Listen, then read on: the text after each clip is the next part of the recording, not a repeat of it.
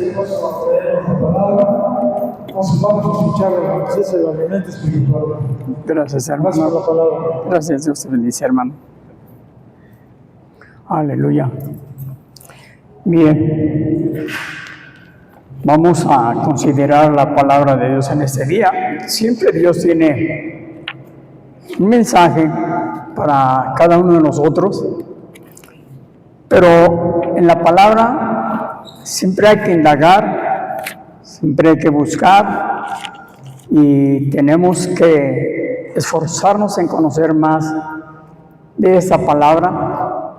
Y veo muy poca gente, porque mucha gente es comprensible, fueron con sus papás a comer un día de salida. Así es que les voy a pedir en el nombre de Jesús que si se pueden venir un poquito más adelante, por favor, a estar en los lugares que están más adelante, se lo suplico. En el nombre de Jesús, que pasen más adelante, por favor, si son tan amables, para estar más en compañía y estar juntos. Esta mañana lo que vamos a considerar, aunque está basado en un solo versículo, pero hay muchas cosas siempre que decir, porque la palabra de Dios es muy extensa. Así que lo que veamos en esta mañana es parte de lo que Dios quiere que conozcamos. Y vamos a abrir nuestras Biblias y ahorita oramos en 2 de Corintios 13. 2 de Corintios 13. En el versículo 11 y 12. Están muy cortitas estas partes de los versículos, pero tienen muchas cosas que darnos el Señor en esta porción de la Escritura. Veamos entonces, y como está cortito, vamos a leerlo y oramos en el nombre de Jesús. Dice de esta manera: por lo demás, hermanos, tened gozo, perfeccionaos, consolaos, es de un mismo sentir y vivid en paz. Y el Dios de paz y de amor estará con vosotros. Saludaos unos a otros con ósculo santo. El ósculo es un beso santo. La palabra de Dios nos lo pide así. ¿Y por qué no lo pide? Todas las obras de los hijos de Dios, todo lo que hagamos debemos hacerlo en un plan de santidad, porque Dios es santo. Y como Dios es santo, nos pide que nosotros hagamos las cosas santas. ¿Esto qué quiere decir? Que nuestros pensamientos los vamos a echar fuera. Todo pensamiento que no glorifique a Dios va a tener que ser echado fuera en el nombre de Jesús, para que nuestras actitudes sean santas. Oremos pues. Padre, en el nombre de Jesús, gracias en esta ya tarde, Señor, en la cual tú estás dispuesto a darnos siempre un mensaje para nuestro espíritu. Señor, la palabra nos hace efecto porque va a nuestro espíritu y no a nuestra mente. Muy pocas veces estamos acostumbrados a llevar el mensaje del Espíritu. Ayúdanos a hacerlo en esta tarde. Abre nuestro corazón, nuestro espíritu, para recibirlo, porque normalmente siempre utilizamos la mente y no hemos aprendido a veces a bajar el mensaje que es espiritual a nuestro espíritu, para que sea aprovechado, para que sea de bendición, para que sea de exaltación a ti, porque es tu espíritu el que enseña y nuestro espíritu recibe. En el nombre de Jesús, abre nuestro entendimiento espiritual. Gracias, Padre, en el nombre de Jesús. Amén. Esta pequeña porción de la palabra, aunque es pequeña, tiene mucho contenido. Y por lo tanto vamos a ver qué tanto nos habla el Señor en esta parte de la palabra. Y podemos ver, puesto que los apóstoles se regocijaban. Y usted dice, ¿se regocijaban? Sí, ahí en el versículo 9, en 2 de Corintios 13:9, decía, por lo cual nos gozamos de que seamos nosotros débiles y que vosotros estéis fuertes. Y aunque oramos por vuestra perfección, y luego nos da una etapa en la cual la palabra perfección, Dios nos perfecciona y nos pide que nosotros hagamos atención a esa perfección. Como Dios nos perfecciona por la palabra, a nosotros nos corresponde tomarla en cuenta para que nuestras vidas sean perfeccionadas. Al perfeccionarse nuestras vidas, nosotros empezamos a obtener madurez. Y entonces es cuando nuestras vidas empiezan a tener sentido espiritual, empiezan a tener sentido por la cual estamos en este lugar, por la cual estamos recibiendo este mensaje a nuestros corazones. Y le damos gracias a Dios por ello. Por eso es que esto no debemos, la parte gozosa, no la debemos hacer en lo natural, sino en el Señor. Hay quien está forzando la parte de gozo y piensa que porque ríe, porque hace cosas y le parecen chuscas, es el gozo. No. La diferencia entre alegría y gozo, la alegría es pasajera, pero el gozo es el fruto del Señor. Ahí lo podemos ver, es un fruto de Dios en Gálatas, y por lo tanto es espiritual y es eterno. Así es que este gozo debe ser genuino. Dios nos está demandando este gozo para que nuestra vida tenga un propósito. Al ser perfeccionados, tengamos gozo. No que nos entristezcamos, ni por nada de ello. Tiene que ser mucho visto en la manera espiritual. Usted lee en Filipenses 3:1, Pablo habla cosas extraordinarias siempre en sus epístolas. Ahorita vamos a ver por qué le hablaba así a los de Corinto. En Filipenses 3:1 dice: por demás, hermanos, gozaos en el Señor. En la parte superior dice: gozaos en el Señor. Lo que él les estaba hablando, y siempre en sus cartas, en Filipenses, en cualquier carta que ustedes lean, Pablo está animándolos a gozarse. Pablo estaba escribiendo estas cartas cuando estaba preso. Imagínense una persona que está preso y está hablándole a los demás con gozo. Es tremendo. Yo he podido conocer gente que ha estado consignada en algún lugar y los he visitado hasta en Santa Marta. Fui a visitar a un joven amigo que lo sentenciaron y no tenía nada de gozo, no tenía nada de paz, totalmente triste, y por lo consiguiente así estaban los demás. Pero estar preso, Pablo estaba preso en una cárcel, pero estaba libre en su espíritu. Entonces él reflejaba el gozo, por eso les pedía a muchos que se gozaran. Ahí mismo en Filipenses 4:4, él repite esta porción que dice: regocijaos en el Señor siempre. Otra vez digo regocijaos. La palabra regocijaos es mucho más que gozarse. Es volverse a gozar y volverse a gozar. Ahora, ¿por qué debemos gozarnos? Debemos gozarnos porque hay algo en nuestro ser que ha sido liberado. Nosotros estábamos angustiados, estábamos en pecado, estábamos en problemas, pero Dios nos ha liberado de esa cárcel de problemas, de angustias, de enfermedades, de muchas cosas malas, y por lo tanto nuestra vida debe estar en gozo, en júbilo siempre. Hay un canto que les enseñé este martes, creo, está basado en Primera de Tesalonicenses 5:16, y me lo sé, nada más que si quieren lo vamos a leer para que sepan a qué se está refiriendo esta porción de la Escritura de Primera de Tesalonicenses 5:16, y nos está demandando estar siempre gozosos. Y luego hay una parte en el 18, dice: dad gracias en todo, porque esa es la voluntad de Dios para con vosotros en Cristo Jesús. Esta es la voluntad de Dios. que usted y yo nos regocijemos, estemos gozándonos. Habrá gente que no lo puede comprender.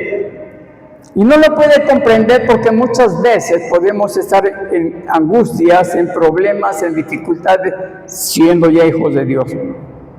Y no lo va a entender, porque ¿quién se alegra de que esté pasando situaciones difíciles? Nadie se puede alegrar. Pero Dios nos pide que estemos siempre gozosos. Y esta es la voluntad de Dios. ¿Por qué es la voluntad de Dios? Porque lo que estamos haciendo no es algo que esté fabricado, que esté hecho para las cosas del día, sino nuestro gozo empieza aquí, porque nuestro gozo al empezar aquí va a ser después eterno. Nuestro gozo tiene tendencia a ser eterno. Todas las cosas espirituales van a ser eternas, todas. Si es que estamos en el plan de Dios de ser vencedores.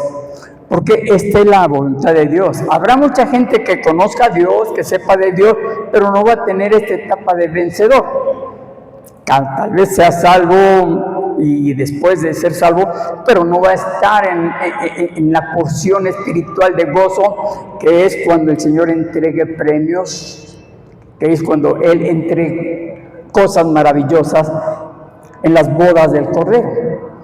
Muchos piensan que van a estar en las bodas. Error gigantesco, porque el plan de Dios es que la iglesia triunfante, aquellos que son vencedores, son los que estén ahí para obtener, porque para la iglesia triunfante ahí sí se tiene que trabajar. Para ser salvos no se tiene que trabajar, solamente por fe se recibe la salvación, porque es un regalo de Dios. Es la gracia de Dios que está puesta ahí, y usted lo puede ver en la Biblia en Efesios 2:8. Entonces, eso es parte de Dios. Pero el entrar a las bodas del Cordero, ahí ya son otras cosas totalmente distintas y diferentes. Ahí sí tenemos que elaborar, trabajar y tenemos que hacer muchas cosas para tener el premio deseado. Entonces, aquí nos está hablando Pablo en esta porción que dice: perfeccionaos, consolaos. Esta porción nos está llevando a que seamos corregidos, seamos puestos nuevamente en un orden. Hay gente que no les gusta la corrección, no les gusta la exhortación. Hay personas que son exhortadas en un mensaje, en una clase, o directamente de algún hermano que con amor nos exhorta y nos dice: hermano, esta parte que estás haciendo en tu vida no es la correcta, vas chuequecito, entonces endereza tu vida. Con amor nos los están diciendo para que enderecemos nuestra posición. ¿Para qué? Porque estamos siendo perfeccionados, estamos siendo restaurados. En el griego, esta raíz de la perfección, en su traducción, que es perfeccionamiento, es llevar algo de una forma, en una etapa que va desarrollándose poco a poco en la vida. No somos perfeccionados de la noche a la mañana, no, sino tenemos que ser perfeccionados. Por eso es que hay gente que ya teniendo tiempo en el cristianismo, pues ya debe dar frutos de esa perfección. No podemos considerar una persona que tiene 10 años, 20 años en el cristianismo y no sabe un solo texto de la Biblia, porque eso es la perfección, conocer la palabra para poder ser perfeccionado. Entonces, tan solo no se la sabe, sino que todavía hay reflejos en su vida de la vida anterior. Entonces podemos deducir de dónde somos perfeccionados. ¿Cómo es que eres una nueva criatura? Y todavía reaccionamos, pensamos, actuamos con enojo, con ira, con muchas cosas. ¿Por qué? ¿Por qué están estas cosas? Debemos entrar en conocernos a nosotros mismos, en inspeccionarnos, de que debemos caminar en perfección. Y esta perfección se va desarrollando con el plan de que un día cuando estemos en la presencia de Dios, estemos ahí gozosos en esa perfección. Por eso es que estos corintios, al principio de la carta que les escribió Pablo, les contristó. Esta es la segunda carta que estamos viendo de Corintios. La primera carta los corrigió, los exhortó, porque no había cosas correctas. ¿Pero qué creen? Los corintios ya tenían dones, y entonces Pablo tuvo que ser mucho más duro todavía en esa corrección. Y podemos ver en segunda de Corintios, en el capítulo 3, del capítulo 2, discúlpenme, está bien. Es segunda de Corintios 2 y del 6, les voy a leer en adelante, dice: le basta a tal persona esta reprensión hecha por muchos, así que al contrario vosotros más bien debéis perdonarle y consolarle para que no sea consumado de demasiada tristeza. La exhortación trae tristeza. Obviamente cuando nos corrigen, desde el Señor cuando nos corrige, no trae gozo, trae tristeza el gozo.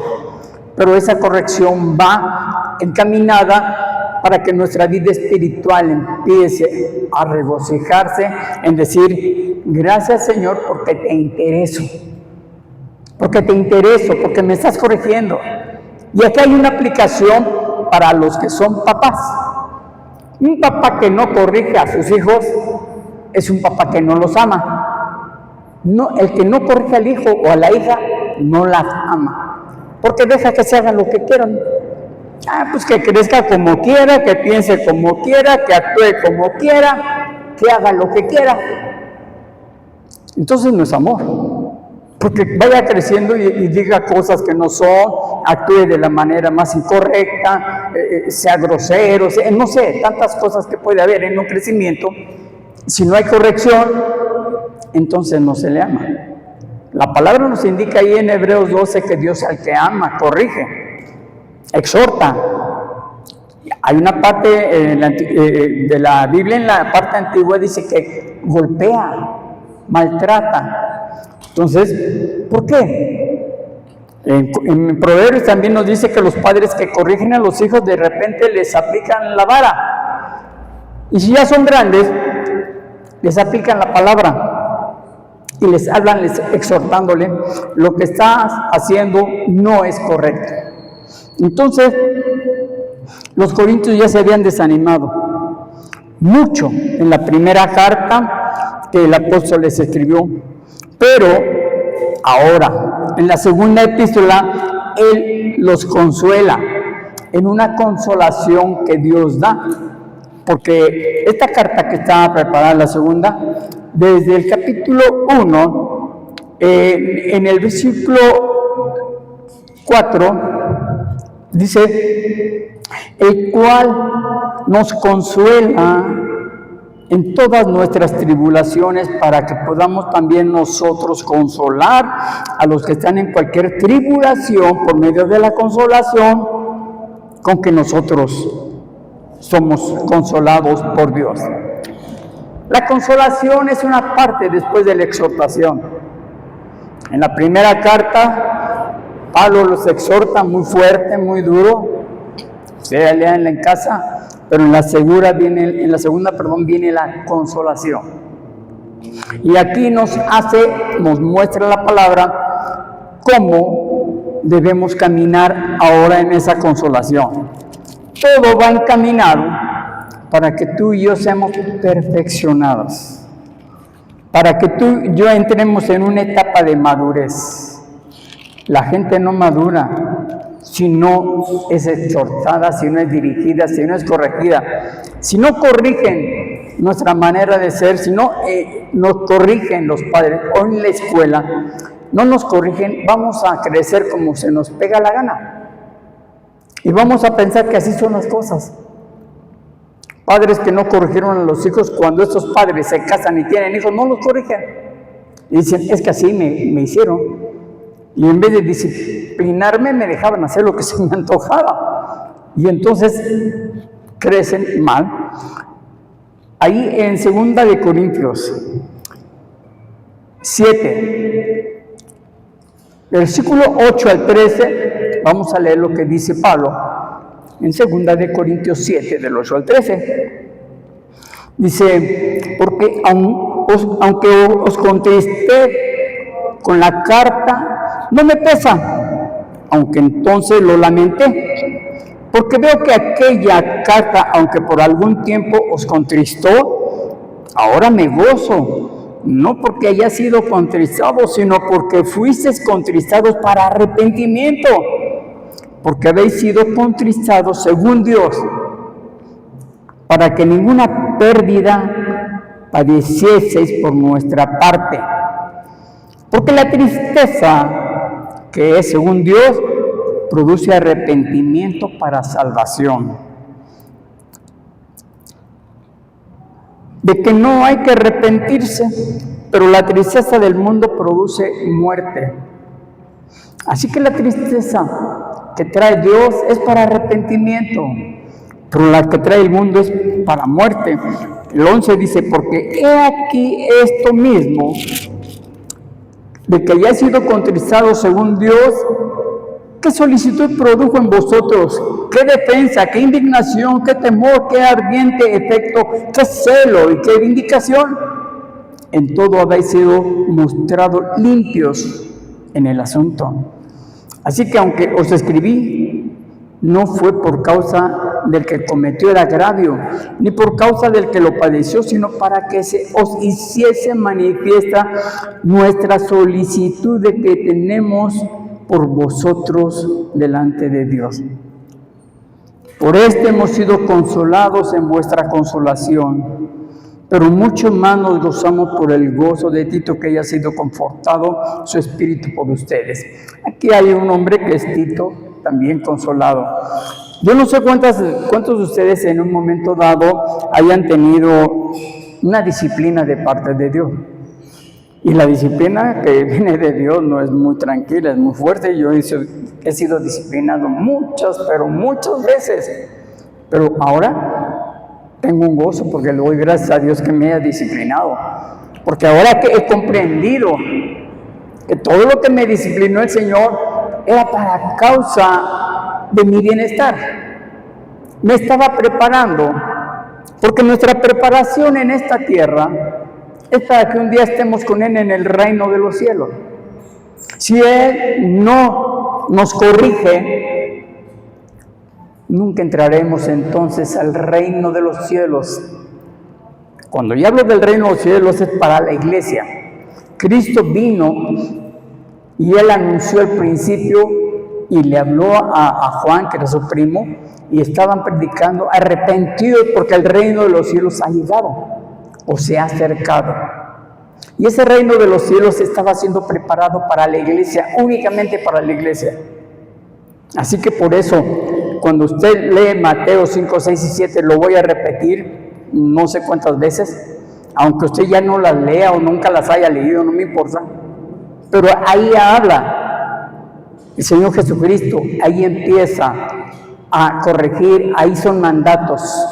Porque si lo que está hablando no es un mandato, pues entonces no sé qué será. Lo que Él está hablando, léalo para que se dé cuenta. Y esos mandatos es para corrección de nuestra vida. Desde ahí empieza una corrección para que nuestra vida espiritual se enderece y cuando un día estemos en su reino, porque nada de lo que sea pecaminoso, malo o defectuoso, nada de eso va a entrar a su reino. Así que estamos en pecado, defectuosos, malcriados, groseros, no vamos a entrar al reino de Dios. No. Tenemos que ser corregidos. Por lo tanto, en esa corrección, Dios nos está exhortando constantemente. Hay gente que ve la Escritura y piensa que cuando uno está compartiendo de esta manera, yo he escuchado a personas, ay no, es que nada más te están dando maldición, no bendición. ¡Qué tontería! no saben que el que la palabra nos exhorte es para bendición.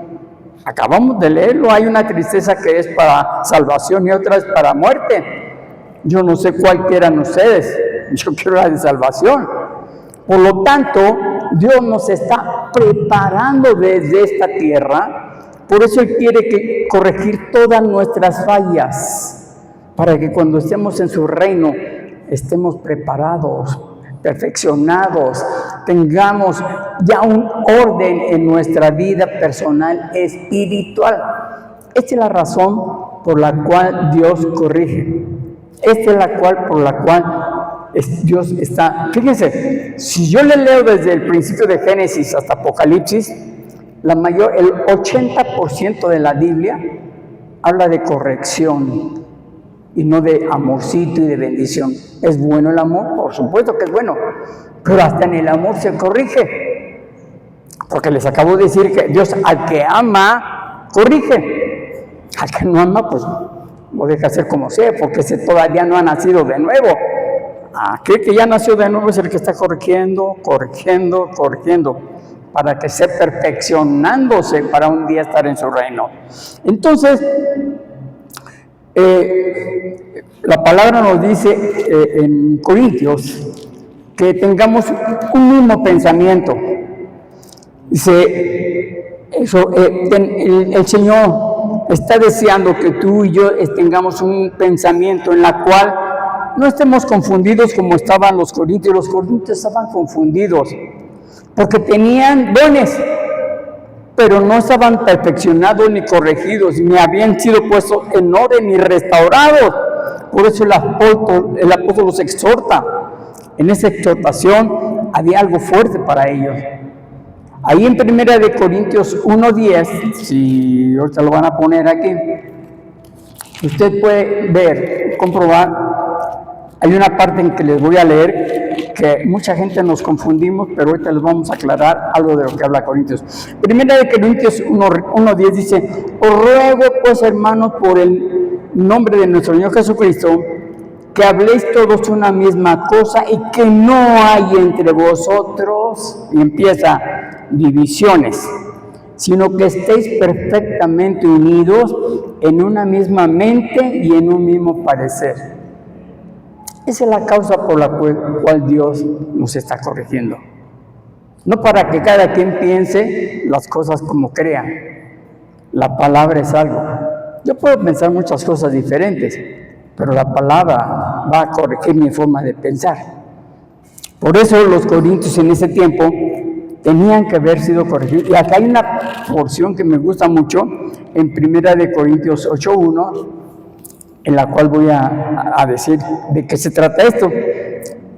Y nada más es la parte baja. En la parte alta dice: en cuanto a los sacrificados, los ídolos, sabemos que todos tenemos conocimiento. Pero luego está agregado: el conocimiento envanece, pero el amor edifica. Y hay mucha gente, aquí, hubo una persona que le di este texto, dice: ya ves, por eso no conozco mucho de la Biblia, porque el conocimiento envanece, totalmente desviado. Les voy a decir por qué está hablando el apóstol Pablo así. El conocimiento externo y objetivo, ese es el que proviene del árbol de la ciencia del bien y del mal. Es la fuente de la muerte. A ese conocimiento se estaba refiriendo el apóstol Pablo, porque estaba hablando en lo cuanto a lo sacrificado, a los ídolos.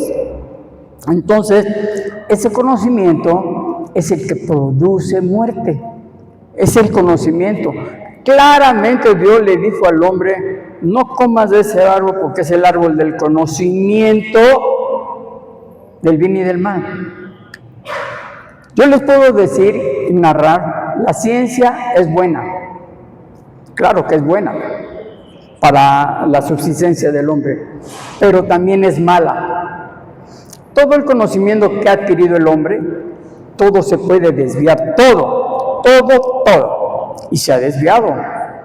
Hasta el conocimiento de la separación de los átomos produjo una bomba que destruyó Hiroshima y Nagasaki. Hoy en día el conocimiento por telefonía de la inteligencia artificial es buena, pero está siendo usado para hacer cosas que no se deben. Entonces todo es bueno, pero a la vez es malo. Por eso Dios le dijo a Adán, no comas de ese árbol del conocimiento del bien y del mal. Dios quería que el hombre conociera, por supuesto, pero no de esa manera. El conocimiento que Dios le iba a dar al hombre era un conocimiento espiritual, porque Pablo está orando, usted lo lee en Tesalonicenses, en Colosenses, en Efesios, que es un conocimiento espiritual, no natural, porque el natural lo utiliza Satanás para desviarnos. Por eso, este conocimiento del cual está hablando aquí Pablo es el conocimiento externo, es un conocimiento que trae condenación. Ahora, el amor de la cual también está hablando Pablo, este amor es espiritual, no carnal. Ahí en 1 Corintios 13 Dios corrige la forma en que los corintios se amaban, porque esa parte del amor de Dios es una expresión de vida que edifica. Por eso los corrige, porque si les leo, está corrigiendo a los corintios, la carta está en Corinto. Entonces, si usted lee la carta, vamos a 1 Corintios 13 para que les muestre por qué están escritas las cosas que pone Pablo al principio. Dice de esta manera, 1 Corintios 13:1 dice, si yo hablase lenguas humanas y angélicas y no tengo amor, vengo a ser como metal que resuena o címbalo que retiñe. ¿Por qué lo estaba diciendo? ¿A quién lo estaba diciendo? A los corintios. Porque ellos tenían dones, pero no tenían amor. Ahí va la siguiente. Y si tuviese profecía y entendiese todos los misterios y toda ciencia, y si tuviese toda la fe, de tal manera que trasladase los montes y no tengo amor, nada soy. ¿A quién se lo estaba diciendo? A los corintios. Sí, tenían dones, tenían muchos dones, pero no tenían amor. Porque lo va a aclarar Pablo, Y dice, y si repartís todos mis bienes para dar de comer a los pobres y entregase mi cuerpo para ser quemado y no tengo amor, de nada me sirve. Porque Pablo está hablando del amor de Dios. Hay mucha gente que se confunde, yo lo he escuchado, ay, es que yo tengo mucho amor para las personas. Sí, es tu amor natural.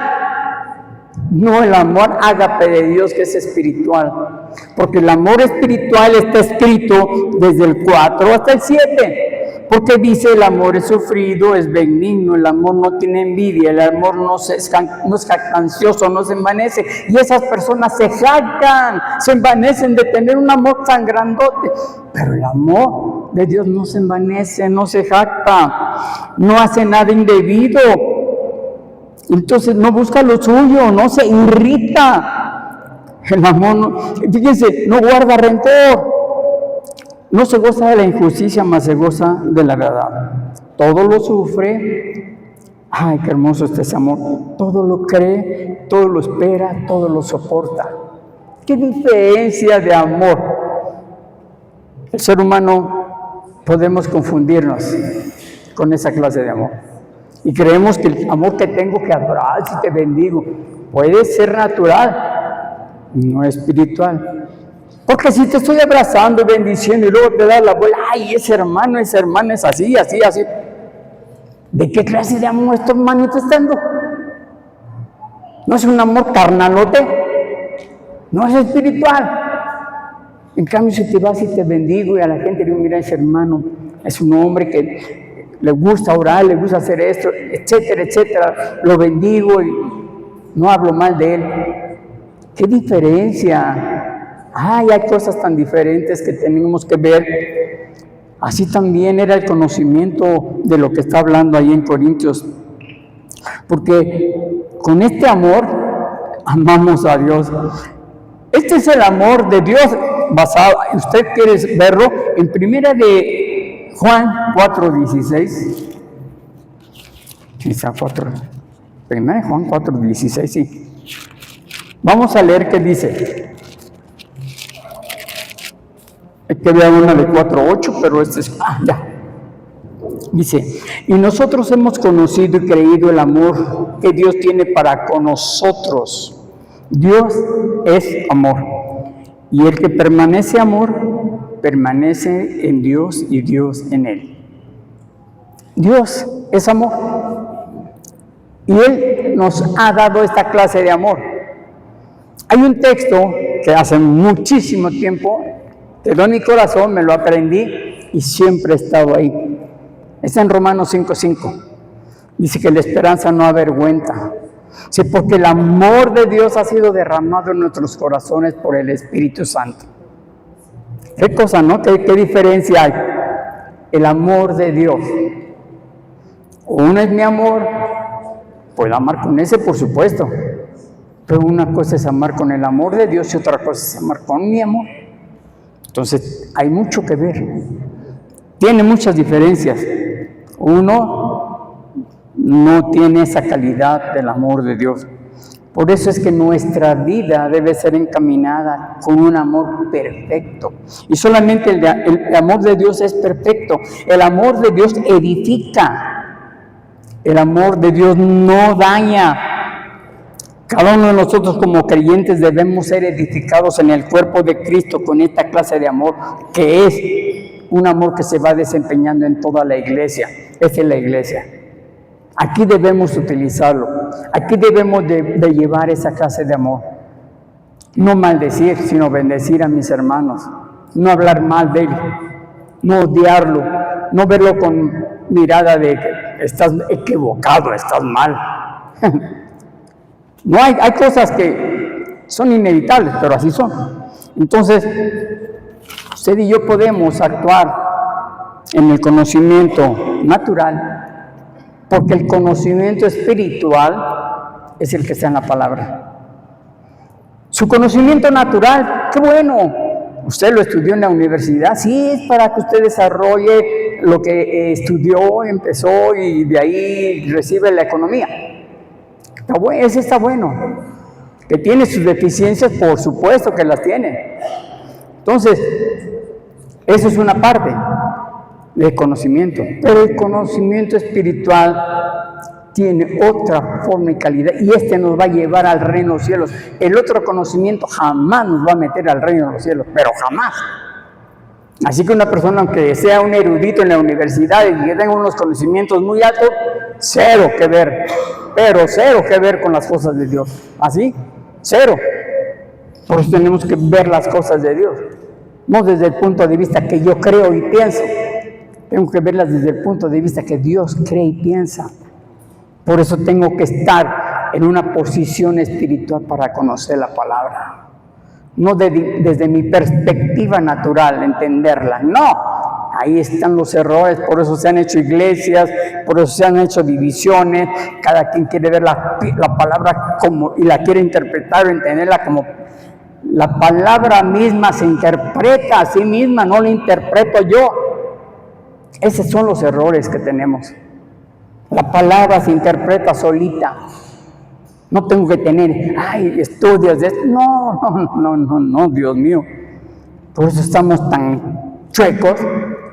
Queremos sacarles cosas que no. La palabra se interpreta a sí misma. Usted conociendo la palabra se está interpretando. Cuando aprenda más, va a conocer por qué la palabra se está interpretando así sola. Entonces, todos nosotros necesitamos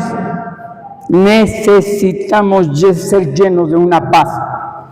Porque ahí está hablando en 1 Corintios. Dice, y el Dios de paz y de amor estará con vosotros. Si entre nosotros no hay paz, si entre nosotros no hay amor, entonces siempre he dicho, algo raro hay. Pues no es de Dios. Esto no va a ser de Dios. Si ustedes y yo no nos tratamos con amor y tenemos paz, algo raro está pasando. Si tenemos siempre discusiones, enojos, cosas chuecas, algo raro va a pasar, porque algo está fallando. Entonces tenemos que tener esta situación. Por eso es que Pablo está hablando, saludados unos a otros con ósculo santo. ¿Por qué quiere que nos saludemos con ósculo santo?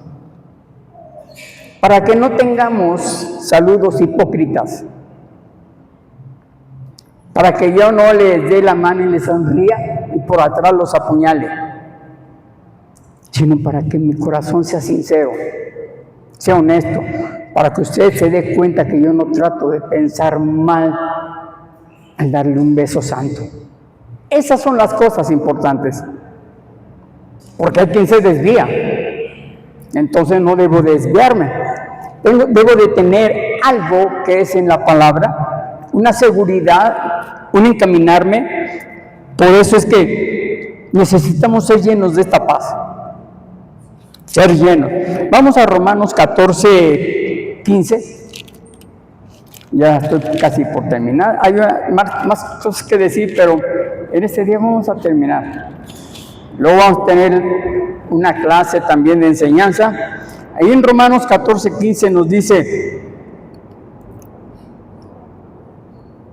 pero si por causa de la comida tu hermano es contristado, ya no andáis conforme al amor. No haga que por la comida tuya se pierda aquel por quien Cristo murió. Son cosas que podrían empezar a suceder. Estoy hablando de esto porque a veces hasta por la comida tenemos problemas. Hasta tenemos diferencias por cositas pequeñas, pero hay que tener cuidado. Efesios 5:2. Ay, Dios mío. Dice de esta manera: y andad en amor, como también Cristo nos amó y se entregó a sí mismo por nosotros, ofrenda y sacrificio a Dios en olor fragante. Cuando andamos en amor, cuando ustedes y yo conocemos esto, en el amor de Cristo, no en mi amor natural,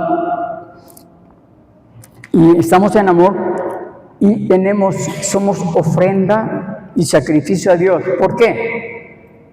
Porque ya no estoy viviendo conforme a lo que yo quiero, porque cada día debo de estar muriendo a mí mismo, debo de morir en esa etapa. Eso es sacrificar mi ego, sacrificar mis cosas que a mí me parecen bien, por ser agradable a Dios, serle agradable a Él y a mi hermano.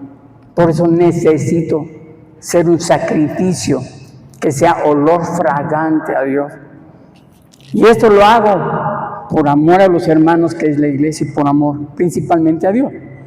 Entonces, debemos tener paz unos con otros. Esto es, vamos a Hebreos 12:14. Sí, Hebreos 12:14. Es que hay textos que en ocasiones escapan de mi corazón. Dice de esta manera, ay, permítame, acá. Hebreos 12:14. Seguid la paz con todos y la santidad, sin la cual nadie verá al Señor. Si tú y yo queremos ver al Señor, tenemos que seguir la paz con todos. No pleito, no enojo, no diferencias. Podemos marcar ciertas diferencias en amor, decirnos por qué, pero debe haber paz y santidad. Santidad es apartarnos de todo lo malo, de los insultos, de los prejuicios personales, de pensar que yo estoy pensando que tú estás pensando, que me amas o que me odias. Hay gente que piensa por otros. No, es que el hermano me odia, porque por esto, está pensando, y no es así. Cuando platique con su hermano se va a dar cuenta que hay otras cosas que son diferentes, pero no es así. Entonces debemos ser en honestidad, conducirnos, porque esto va a traer a nuestras vidas una calidad de vida y nos va a hacer poder ver al Señor, porque sin la paz y la santidad nadie verá al Señor. Y quiero terminar esta porción de Romanos 14, 19. Y con eso terminamos, dice. Así que sigamos lo que contribuye a la paz y a la mutua edificación. No destruyas la obra de Dios por causa de la comida, ni por otra causa, está en Corintios. Pero la paz es algo que no puedes fingir. No se puede fingir la paz. Por mucho que queramos, no hay. Si tenemos paz, la reflejamos real. No se puede fingir. El amor, hay una parte en la Biblia que nos dice que hay un amor fingido. El amor no debe ser fingido. El amor debe ser sincero. Debemos tener un amor unos con otros sincero. ¿Y quién se da cuenta de ello? Dios. Porque Dios solamente, el otro día le estaba diciendo a un hermano, por eso es Dios. Dios no solamente está en el cielo, Cristo no solamente está a la diestra del Padre, está en mi corazón y en tu corazón. ¿Cómo lo hace? No me preguntes, no lo sé, por eso es Dios. Si no, dejaría de ser Dios. Si está en el cielo y está aquí, porque es omnipresente. Por eso está dentro de nosotros. Y el Padre, el Hijo y el Espíritu está dentro de ti. Entonces, nos conoce a la perfección. Conoce lo que pensamos, lo que decimos, lo que tenemos. Por eso debemos conducirnos con un amor sincero. Y debemos tener paz entre nosotros. ¿Están de acuerdo? Todo esto es si estamos conociendo y entendiendo la palabra. De lo contrario, si no hay estas virtudes de amor, paz, santidad, entonces no tenemos nada real hablando de lo espiritual.